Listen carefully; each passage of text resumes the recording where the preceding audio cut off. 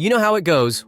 One moment, you're happily in love, strolling hand in hand as the day turns to dusk, the city lights flickering around you. Then, a disagreement, a mistake, or life throws a curveball, and suddenly that beautiful relationship tapestry gets torn. So, what now? Maybe you're asking yourself that. Well, according to the ancient Stoics, healing starts with focusing on what you can control. Instead of dwelling on what's out of your hands, tackle those things you've been putting off, reconnect with old friends, or dive into a new workout routine and healthy eating habits. It's simple advice, but often overlooked, and it actually works to make you happier. But how can actually do it? The simple answer is to turn to ancient wisdom. Illusions of obstacles. People can block our actions, but they can't touch our intentions or attitudes. Those are flexible and up to us. The mind's amazing like that. It can turn any obstacle into a way forward. What trips us up becomes the path itself. Take breakups, for example. Using Stoic wisdom, you can flip obstacles on their head. A setback becomes a chance to practice patience. A mistake teaches a valuable lesson. A tech glitch? It's an opportunity for a fresh start. Even when someone hurts you, forgiveness becomes a practice. Life's tough moments, they're chances to grow stronger. Try thinking this way and see if there's a situation where you can't find some virtue to practice or gain some benefit. Spoiler, there isn't. Not even when a relationship ends against your wishes. Every obstacle can push you forward in some way or another. Stay focused on the present. Marcus Aurelius advises against letting the broad perspective of life overwhelm you. Instead of dwelling on all the potential hardships ahead, concentrate on the current moment. Ask yourself why the present situation feels so challenging, and whether it's truly insurmountable. Keep your focus on what you can handle in the here and now. Reflecting on the challenges we've conquered, it's natural to wonder how we managed. Marcus Aurelius suggests that we succeeded in avoiding negativity and not letting overwhelming thoughts crush us. In Chuck Palahniuk's novel Lullaby, a character advises, "The trick to forgetting the big picture is to look at everything up close." While Stoics advocate occasionally zooming out for perspective, dwelling too much on the future can be counterproductive.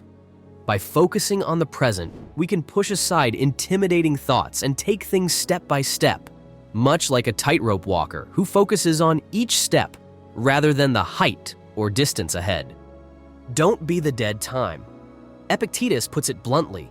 Instead of crying out to God and asking how to escape agony, realize you have hands.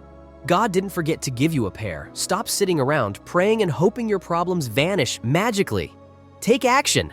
Wipe your nose and stop looking for someone to blame. According to best-selling author Robert Greene, life presents us with two types of time: dead time, where we're passive and waiting, and alive time, where we're actively learning and making the most of every moment.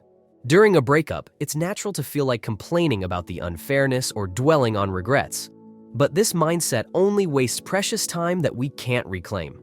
It's tempting to be angry, sad, or hide away, but saying "I don't want this" or "I want things my way" doesn't achieve anything. Instead, opt for a live time. See it as an opportunity for growth. Shift your focus to what you can learn and how you can evolve from this experience. Don't let it be dead time that slips away unused. Do not make matters worse. Ever heard the saying, "If you find yourself in a hole, stop digging"? It's one of those nuggets of wisdom that many of us tend to ignore.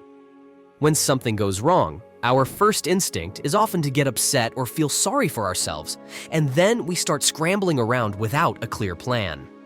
Seneca put it bluntly, how does it help to make troubles heavier by complaining about them? The key is to avoid adding fuel to the fire with anger or negativity. Stop yourself from reacting impulsively. Don't flood them with calls and texts. Don't rush into dating apps for a quick fix. And don't vent all over social media. Remember, we always have a choice. Do we dwell on grievances or do we seek lessons and appreciate the good parts of the relationship?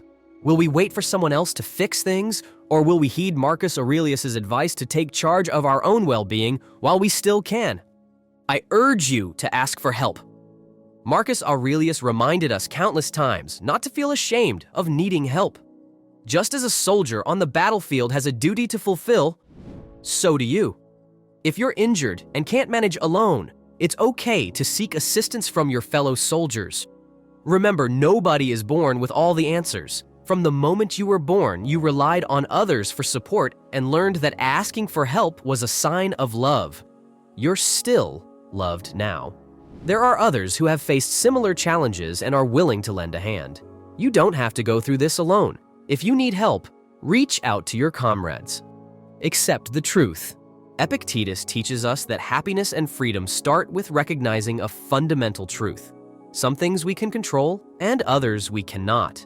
Only when we embrace this principle and learn to differentiate between the two can we achieve inner peace and outer success.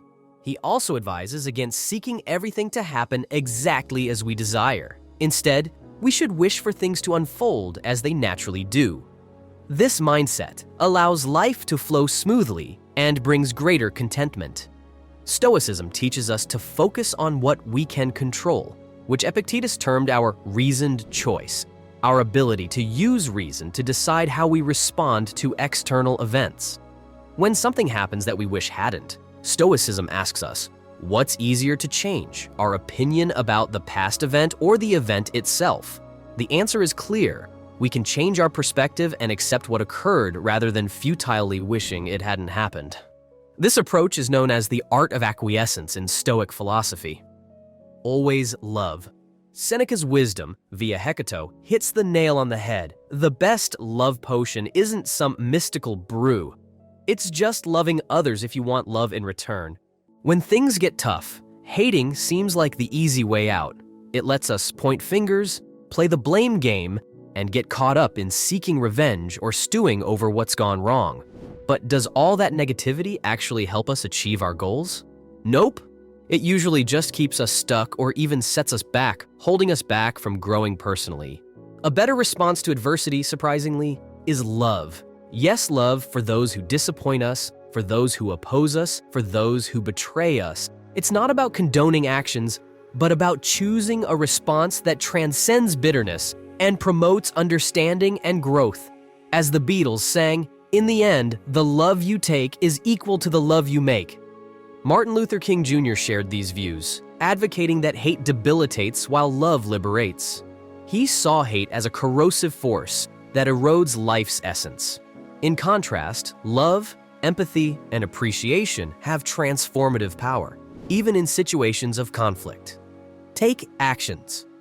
You know, Stoicism isn't just about reading or talking philosophy. It's about putting it into action. Take journaling, for instance. Epictetus, Marcus Aurelius, and Seneca were all big on it. They saw it as a way to exercise their minds daily. Seneca, after his day was done, would reflect on everything he did and said, holding nothing back. Marcus was even more into it, writing his thoughts to himself every day and night. Modern folks like Tim Ferriss swear by it too. For him, journaling isn't about productivity or writing for others. It's more like spiritual windshield wipers. It clears your head, helps you face the day with fresh eyes, and connects you with the wisdom you've picked up along the way. And there's science behind it too. Writing about tough stuff can boost your physical and mental health. So grab a pen and paper and unload those burdens. You might be surprised at the insights and relief you find.